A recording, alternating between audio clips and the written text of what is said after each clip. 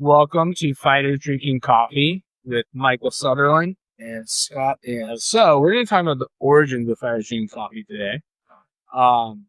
So we started recording initially. This is, for those of you who aren't in the know, this is the second iteration of Fighters Drinking Coffee.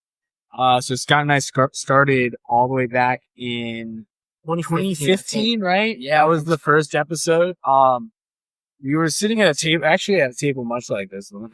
That's right. Wasn't it a poker table or was that the second one? That was the second, that was when we made some improvements to the studio. When we moved out of my condo. So we were using the condo to start, right? So first we were recording at the coffee table. I believe the first episode might have been the Diamond Dallas Page one. I thought it was Matt.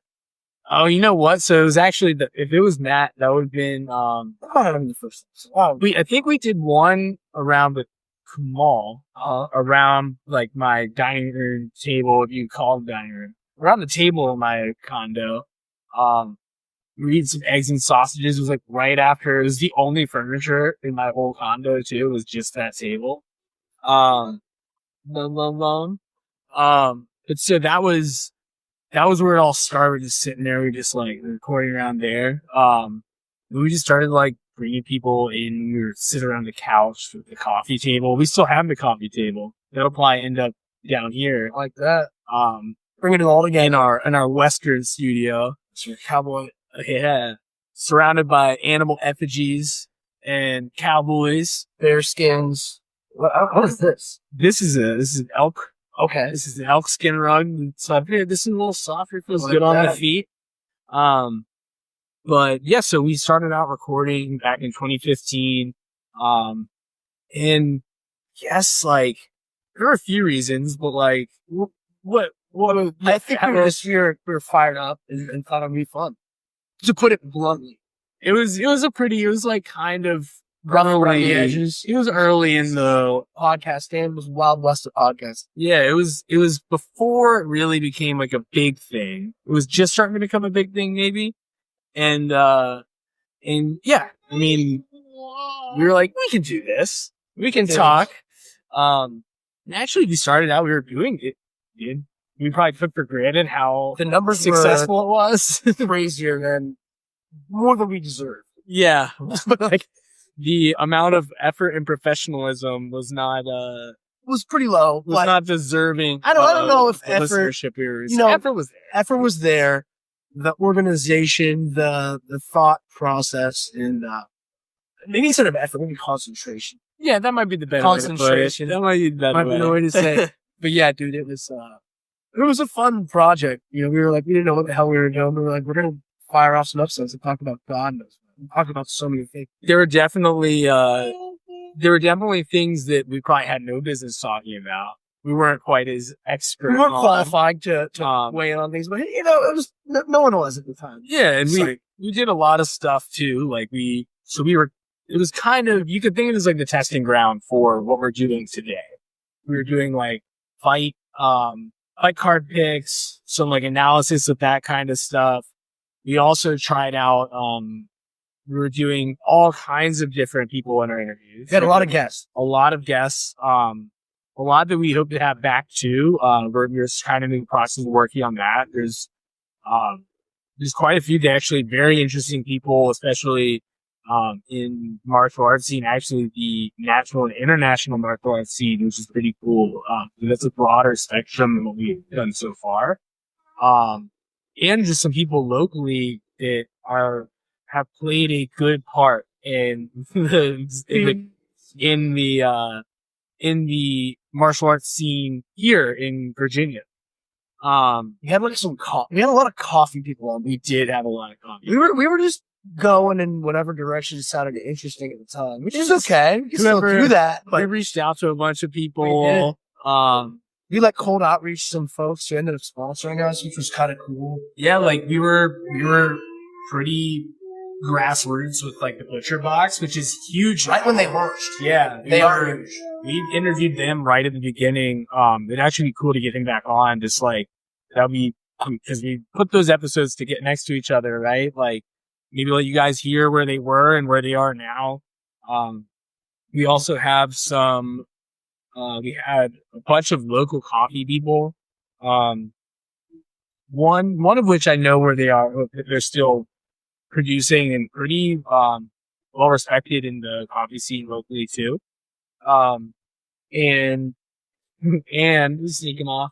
And we also had the guys who founded Super Coffee. Super Coffee. That was Now called that was Super what I Coffee. was Suniva at the time when they first found them. Those bros went on Shark Tank. They ended up being very successful. Yeah, they and you actually so Super Coffee is still in grocery stores. And yeah, I saw them the other day. I was like, well, shit, man. Like that's I remember these guys. Yeah, I mean, it was just the timing. There was a lot of cool stuff happening.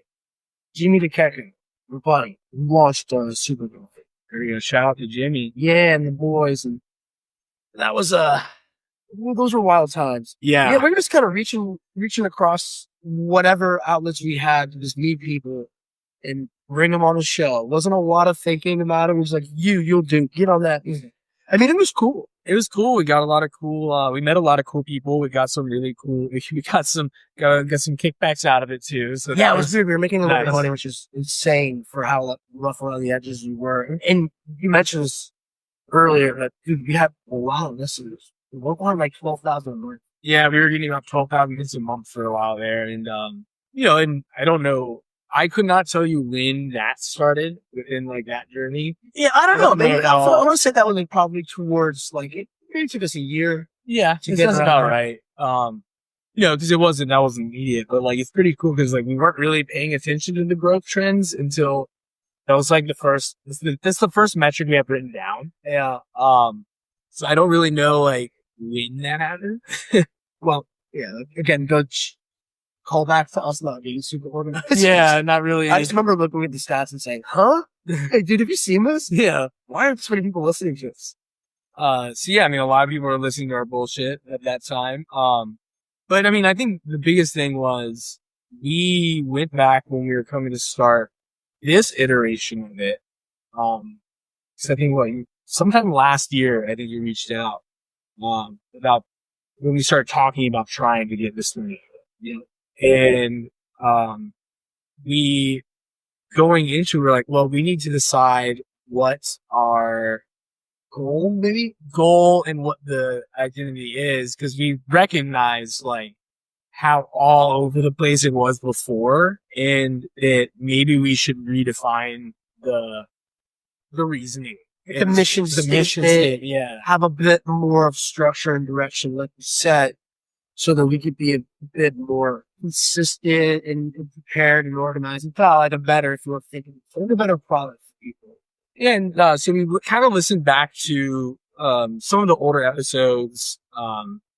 We also had to scrub the internet of all the various versions of the feed. So that was kind of fun. They're floating around.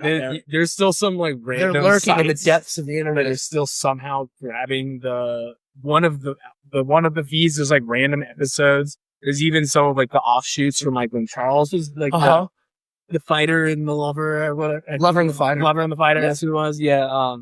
So there's like a bunch of those just kind of floating around the internet, bro. But and so that was fun. But I listened back to some of them, and like I think where we did land was that kind of we added our discussion of our experience in jiu-jitsu, because that wasn't quite as much of a part of it. Well, because we didn't really have these. No, we were still very. That's probably the best thing to call out. It was, and you mentioned this a minute ago, where we were talking a lot, but we didn't really have a lot of experience at the time. Yeah, we were not that we were incapable of speaking on the subject, but we just, we were like, very purple and brown most of the time. We're just kind of like, we were callow youth. Yeah, we were having fun more than we did, I guess. We said a lot of shit. We were talking a lot of shit, which was funny. But yes, I mean, like, even just like if you think about some of the episodes we've done so far, which when you and I met 6 months ago or something like that. 6-7 months ago. Might have been more than that. Hey, you've been recording. We started 6 recording. months now. I think when we started recording, It was January. I think. we started recording end of last. Okay, like December. Hi, Ellie. Hi. What's up? What's up? Bring it over here, girl. So we started recording end of last year, and and then we launched in March. February or March? Yeah. Well, the point being, probably like 6 to 8 months back, we were like, all right, like, as you said, what do we want to do with the show? Where do we want to position ourselves? Where do we want to do a little bit differently? And I think, honestly, like, amongst other things, because part of the fun about the first go at Fighters Drinking Coffee, that I personally, speaking for myself, I don't want to lose. This will let it happen organically. Is the ability to go in interesting directions when it makes sense. We have someone cool to talk to on a subject that we're still either interested in or know a little bit about. Doesn't always have to be teaching martial arts. But that being said, that has been because you and I both now have built up actual troves of wisdom and knowledge and you can help people with a bit more experience. And so I think, the last like 12 to 13 episodes of this podcast, we've had some guests on, but a lot of it has been just like informative, like some perspectives that we formed around martial arts that perhaps is like the nucleus of what we're doing. And then there'll be like derivative things that come from that or associated with it in business and some other stuff I have another company with. You have done a lot of interesting things too. So we know cool people in other realms of, just another realms. Yeah, it might be fun to talk to, but I think we'll always have a home base on what our core passions are. Yeah, like martial arts. The martial arts is the kind of like the glue of it all. And then like we have, kind of like the way I've been thinking of what we've been getting is we've already interviewed a bunch of people from a bunch of that have things outside of their martial arts career. And there's a lot of like common things, even with different experiences that these people have. But like the human experience, that exists, like all of these different things that both impact the martial arts, but also how the martial arts impacts the other things they do. Personal thought. Yeah. And so like the way that everything kind of Forms together. Yeah. So like that creates a really cool, there's a really cool there's potential thing to there, that, right? Yeah. Like there's potential to have different conversations that can tie back to something that unifies everything we're doing, but has has an avenue or two or three or something that tells an interesting story about that person that we're talking to. Yeah, that like it could be.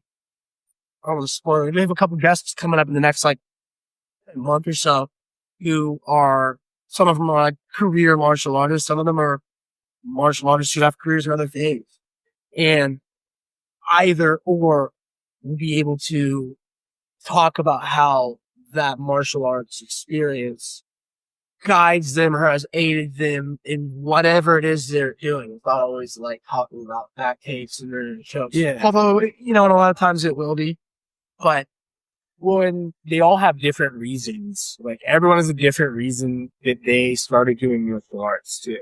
And even some of these competitors, they didn't start doing, in the majority of the cases so far, either MMA or jiu-jitsu, they didn't necessarily start doing it with the intent of competing or fighting, right? Like everyone had a different thing that drew them into the sport. And that's also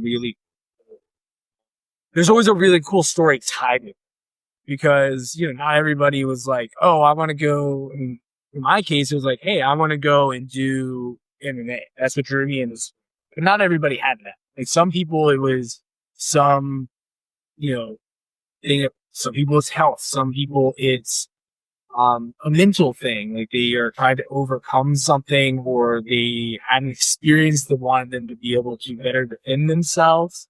And there's a lot of different things that drew people into the sport. And I think that's a really cool part of jujitsu. And I think that's something that, when you start sharing that with other people, thank you, Eloise. When you start sharing that with people, you can learn a lot about the sport, different people. And I was talking to someone the other day about how interesting it is, like the different backgrounds. And so I think being able to share that with our listeners that's a fun thing for everybody, right? Like that's an interesting topic. And, I think we saw that too. I think that was one of the big things that drew people in the first place, in the first round of this. And we didn't necessarily notice it. Right. Or I wasn't picking up on it then, that like, human experience is bringing a lot of people in. I don't think I quite noticed that the first time around, or didn't appreciate that the first time around, quite as much as I do now. Right. Fine. Yeah, no, I think there's to your point, an interesting theme that we've spoken about in recent episodes too. I want to say it's come up talking to Dallas or other dudes about like growing a martial arts team or a gym, which I think resonates or aligns with what you were just saying, which is that, and I'm imagining it's probably mostly true from listening to the show as well. And with your experience, kind of too, where most of the people who come in aren't there because they're going to be a competitor. Essentially, not that they couldn't be, but that's not like the first thing they think of when they walk in. I guess this is my way of saying, like, not everyone on the mat. These are my gym. Most gyms. They're not all like fighters and books. But they want to, maybe want to keep it, want to test themselves and do that, which is awesome. But to your point, I guess the point I think I'm trying to make in one verse is that people who are training they have all different types of motivations and personalities, and like that is what's cool. Yeah, most people listen here are like full-time seasoned competitors. Some of them might be. I would venture that the majority probably aren't. Regular folks. I could be proven wrong. Yeah, well, there's definitely going to be a little bit of both. That's not a statistic that's not a metric that we're given as the number of full-time competitors. One day we'll have that type of data. But whatever. The point is that a lot of folks, whether they're competing, whether like fully dedicated, committed to becoming a champion, or someone who's just training for personal development, a skill, trying to stay in shape, meeting friends in the community, regular folks all the way up to like world champions all have that reverence and appreciation for training the martial art. Even if they're in life, they're doing different things. There's like a consistent thread. We're interested in talking to all of these types. Oh yeah. That's who listens. That's kind of like, me and you steered our lives towards competing and going down that path. But, and so that, we have something in common with those types of guys who are pushing for that. But we're regular people too. You're doing different things. I'm doing different things as well. And, there's that connection that a dude or a lady who just wants to come in and learn some self-defense. Maybe they're doing something cool too. Maybe they can come up with it. Yeah. I mean, usually there's something about, right? Everyone's got something interesting or cool about them. And yeah, like even the people who are full-time competitors, there's something more to that person too. And I think that's an interesting part of it as well. Like they're not just a competitor. So, being able to, there's people there, they have families, they have other interests, they have hobbies, like, just on a friend of ours podcast, Strong AF Club, they were talking about how many competitors also do things like board games and they're gamers. Card games. Yes, they're gamers. Magic the Gathering. Yeah. Like, there's other things, like, they have other hobbies outside of it, because, like, most people think of, like, oh, well, like, jiu-jitsu, that's a hobby. But then there's people who do this as a career, and they still have hobbies, like, and so, like, exposing that to a lot of people play a lot of people play Warzone. I don't even know what some of these video games are. Noah asked me recently, Noah and Asim are like trying to here crushing you. It's playing video games again, and I'm like, yeah, I don't know how I can do that. It'll draw me in. You'll become unproductive. And I'll never else. leave my house. I think we've talked about that before. Sounds awesome.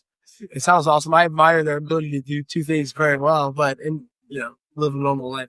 Yeah, dude, like you said, like there's other interesting aspects. Like I was talking to Noah yesterday when we traded. He's talking about paying break. He's like, I think he's really good at it. I mean, he's young. He's still got like he's competitive, and like I think he's like sick at Call of Duty, whatever the hell it is. For probably more than one thing. I don't know. He's good at that stuff. But anyways, like, imagine talking about that. And he was a Division I wrestler. That's right. And like, that's right. Still, savage. Still a very like he's an athlete. high level athlete, he's an athlete, right? Yeah. So like, it's kind of like that's a cool aspect people don't normally think about too. Like, that's not a stereotype of. Was it Mighty Mouse? Oh, Mighty Mouse, like Xbox player or something. He would play Xbox. He had more money for for the Xbox. fight. Yeah. He was sponsored by Xbox. He made a bunch of money. I think and then back when like it was tough for the 125 division guys to get paid a lot of money. When he would finish the fights and immediately go back to his hotel room and play Xbox. So, yeah, I mean, there's not a lot of guys that do, like, I think there are some, but outside of that, there's not like been a lot of people who are like super vocal about it. So, I think it's not a appreciated part of the hobby necessarily. Yeah. There is more, and I think that's the gist of what we're getting to, is there's a lot more to a lot of these guys. I'm older than you, girl. There's a lot more to a lot of these guys than what people always see. Blood and butts and this and ups, and a lot of people see the violence in the sport, but they don't necessarily see like the rest of these people. And I think it's cool to bring this stories. I think, I think that stuff interests me too. So I like talking to these people and hearing it firsthand. Yeah. Which is a big part of this too. We're trying to have some fun with it too. It's not all business. But I think people gain value from that. And I think it also makes the sport a little less intimidating to the normal people. Right. Yeah, you get to see the 360-degree view of the human beings. That's what we're all about here at Fart Sugar Coffee. Yeah. 360-degree views of human beings. Like you, Mike. Like you, Mike. Sitting here doing dad stuff, recording podcasts when working hard, man. Well, and this is at least the next year of my life. Just doing dad stuff, recording podcasts, trying to bring a top level product to you guys. And hopefully this will be top level too. I can pixel that in me. I'm sure I will. Keeping things interesting. Yeah. Keeping things interesting. Yeah, but we wanted to make sure that we brought kind of the origin to this, and like what brought us together was the sport of jiu-jitsu initially. And we knew we vibed pretty well too. So that helped. We were nice. She's one of the biggest fans. Nice dynamic duo of Nova MMA. Nova MMA, which was, by the way, where we recorded a lot of episodes. Once we got our first couple reps in over at your place, we switched over to Nova MMA. We've talked about this before on the show. We train like in the morning, hit like a lift or something, sometimes some training, and then we shower, run into the little back room they had, and we had like a card table set up. Yeah, so the Himalayan salt lamps. It was actually a nice little very sweet setup. We had the Bob dummy in there too. So we had Bob dummy hanging out with us. We had like we had a little hot plate, and we would make pour over coffees for ourselves. I mean, we had like it was like a little homeless encampment in there. It was. But yeah, we had that all set up at the card table. We had a nice rug. We had guests coming in. Yeah, we had people like 7 in the morning. Yeah, we had people coming in and recording with us. Cho was super cool about it. She was nice. She was. And yeah, I mean, it was also the sound in that room. I've been listening back to some of the unedited cuts of it. So the sound in that room was pretty impressive, considering the circumstances. Like, I think part of it was probably that it was the building was those Blackwater, like Yeah. it used to be like the mercenary like depot, and like we found like old requisition lists and stuff in there. And so the whole thing was like a skiff. It's like those walls are pretty dense. So it definitely That's right. probably helped with the sound dampening of those rooms. Shout out to the military industrial complex in Northern Virginia. Yeah, creating good sound rooms for fighters drinking coffee. Yeah, we'll take it. Yeah. Yeah, I mean, so it was a pretty humble start from like recording in the empty condo that I had just moved into, we started expanding. We started recording at Noma. We did some recording I think we did some at your apartment. We did. But it was pretty cool. We started getting people in. We had some cool guests. Like we had people that fought in like team MMA fights in Russia. We had the King of Connecticut, Matt Granahan, multiple times. Hey.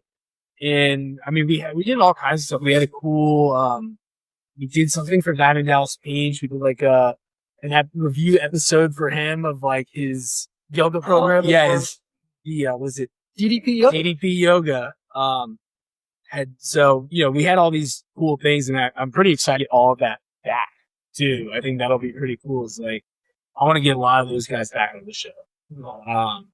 In fact, there's some that I'm going to reach out to. But there's a lot of people that I want to also try to get back. Re-engage with some of the old folks. Yeah, and I think it'd be cool. Like I mentioned it earlier in the episode, but I think it'd be cool to get like do the double release. Like, How my son? here's what they were talking about back in 2015, 2016, and like here's where they are now. Fighters drinking coffee. Guess where are they now? The before times. So I think that'd be pretty cool. Yeah. Rock and roll, man. Anything else you want to? No, man. That was where we were. This is where we are now. Well, as always, guys, thank you for listening to Fighters Drinking Coffee. Like, subscribe, follow. You can get us at Fighters Drinking Coffee on Instagram. That's where most of that is our social media. And you can find us from there. If you really want to dig deep, you can find our personals on that one too. Yeah, follow us on Spotify. Definitely subscribe on Spotify. The downloads are good. Also, the reviews. I like seeing you guys going and reviewing. I see it tick up every once in a while. And those reviews, Discord. The Discord. I'll put all that's in the show notes. You'll be able to find us everywhere. If you find us, like, subscribe. Reviews are big. Reviews get us moved up on the algorithm, so we get in front of more people that see us, more people that listen, which means community that is surrounding Fighters Drinking Coffee is bigger. And that's a big part of what this is. So keep listening, and we'll have some cool new stuff for you guys in the near future as well. Thank you. Bye.